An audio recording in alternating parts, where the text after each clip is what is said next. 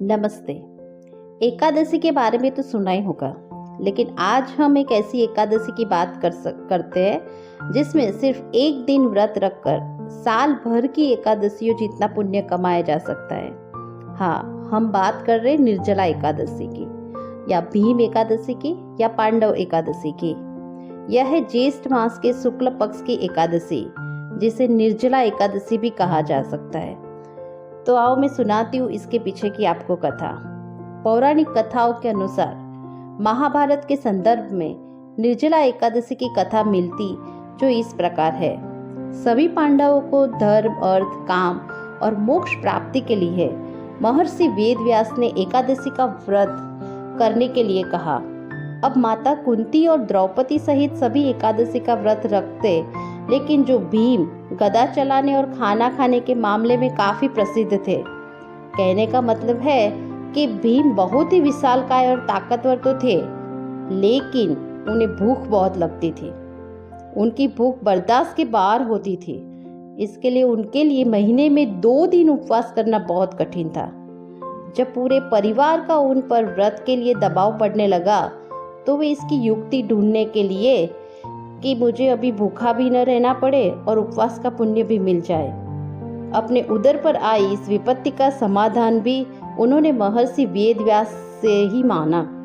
भीम पूछने लगे कि पितामह, मेरे परिवार के सभी सदस्य एकादशी का उपवास रखते हैं और मुझ पर भी दबाव बनाते हैं कि भाई आप भी रखो, लेकिन मैं धर्म, कर्म, पूजा पाठ, दान आदि तो कर सकता हूँ, लेकिन उपवास रखना मेरे सामर्थ्य की बात नहीं है।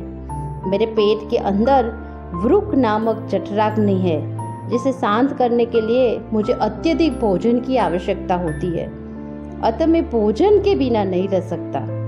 तब व्यास जी ने कहा, भीम, यदि तुम स्वर्ग और नरक में यकीन रखते हो तो तुम्हारे लिए भी यह व्रत करना तो भाई आवश्यक ही है।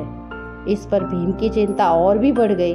उसने व्यास जी से कहा, हे महर्षि, कोई ऐसा उपवास बताने की कृपा करे जिसे साल में एक बार करने पर ही मुझे मोक्ष की प्राप्ति हो जाए।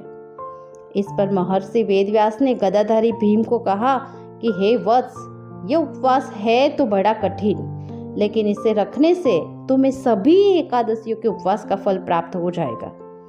उन्होंने कहा कि उस उपवास के पुण्य के बारे में स्वयं भगवान श्री कृष्ण ने मुझे बताया है। तुम ज्येष्ठ मास के शुक्ल पक्ष की एकादशी का उपवास करो। इसमें आचमन व स्नान के अलावा जल भी ग्रहण नहीं किया जा सकता। अतः एकादशी की तिथि पर निर्जला उपवास रखकर भगवान केशव यानी श्री हरि की पूजा करना और अगले दिन स्नानादि कर ब्राह्मणों को दान दक्षिणा देकर भोजन करवाकर फिर स्वयं भोजन करना। इस प्रकार तुम्हें केवल एक दिन के उपवास से ही साल भर के उपवासों जितना पुण्य मिलेगा। महर्षि वेदव्यास के बताने पर भीम ने यही उपवास रखा और मोक्ष की प्राप्ति की। भीम द्वारा उपवास रखे जाने के कारण ही निर्जला एकादशी को भीमसेन एकादशी, और चूंकि पांडवों ने भी इस दिन का उपवास रखा तो इस कारण इसे पांडव एकादशी भी कहते हैं। तो ये थी एकादशी की कथा।